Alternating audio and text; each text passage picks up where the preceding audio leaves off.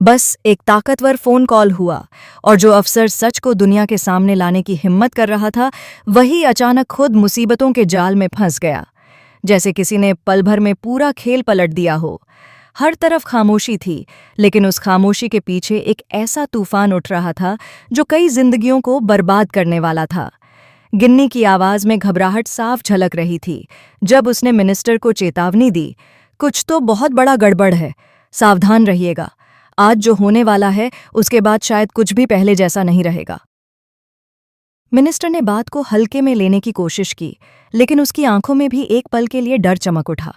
जैसे उसे भी अंदाजा हो गया था कि अब खेल उसके हाथ से निकल सकता है।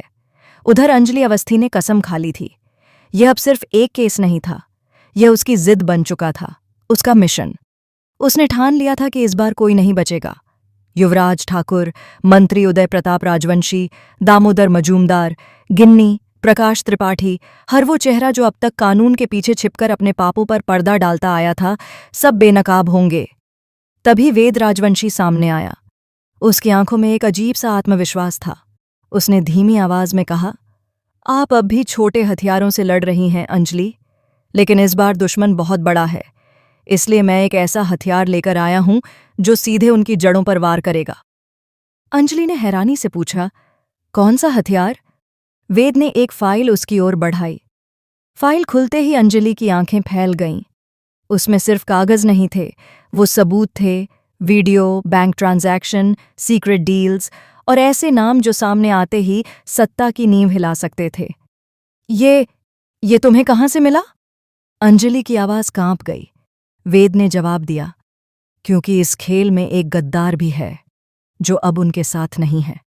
इधर रानी मजूमदार ने मिनिस्टर को घबराकर कहा, वो महक तक पहुंच सकती है। महक का नाम सुनते ही राघव का चेहरा सफेद पड़ गया। कौन पहुंच सकता है? महक कहाँ है? उसकी आवाज टूटने लगी।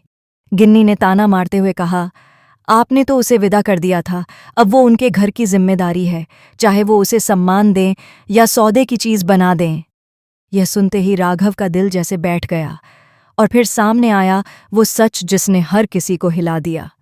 युवराज ठाकुर ने अपनी ही पत्नी महक का सौदा कर दिया था।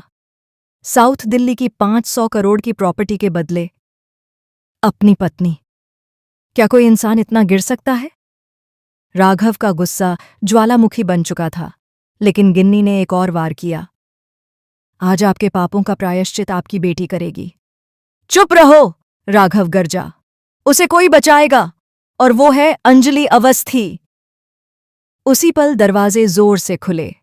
एसीबी ऑफिसर पंकज पुरोहित अंदर आया, अंजलि और वेद के साथ। उनके कदम सीधे उस महफिल की ओर बढ़े जहां संगीत तेज था, हंसी गूंज रही थी, और बीच में महक को जबरदस्ती नचाया जा रहा था। उसकी आंखों में आंसू थे, लेकिन वहां मौजूद लोगों के लिए वो सिर्फ एक तमाशा थी। बस! पंकज की आवाज गूंजी। संगीत बंद, सन्नाटा।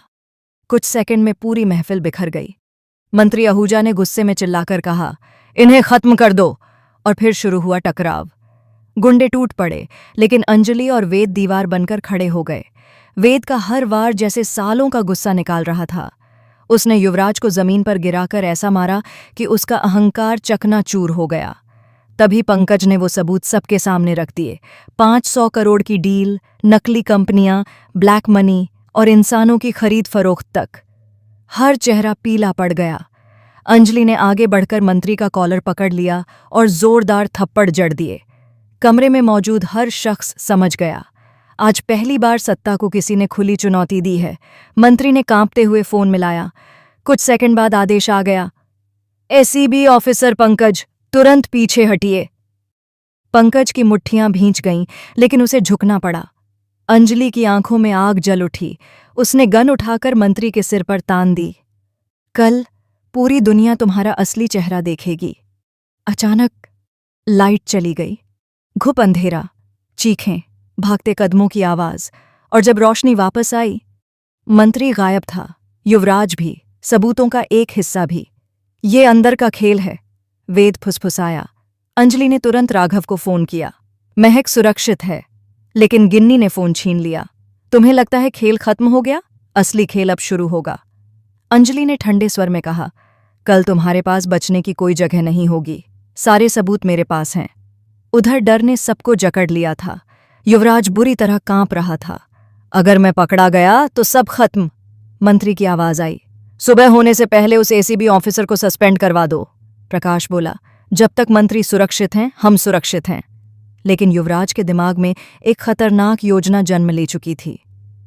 अंजलि की सबसे बड़ी ताकत क्या है, उसने सोचा और फिर मुस्कुराया।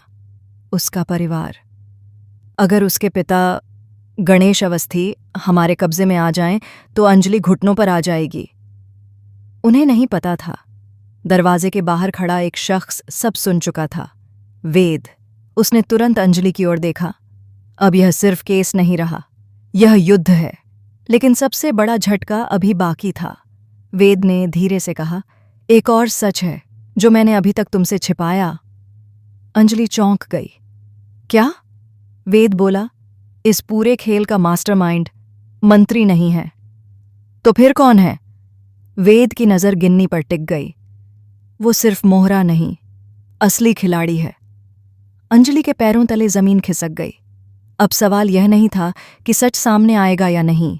सवाल यह था कि जब सच सामने आएगा तब तक कितनी जिंदगियां बर्बाद हो चुकी होंगी। क्या अंजलि अपने पिता को बचा पाएगी? क्या महक इस डरावने जाल से निकल पाएगी? क्या वेद पर भरोसा करना सही है या वो भी कोई राज छिपा रहा है?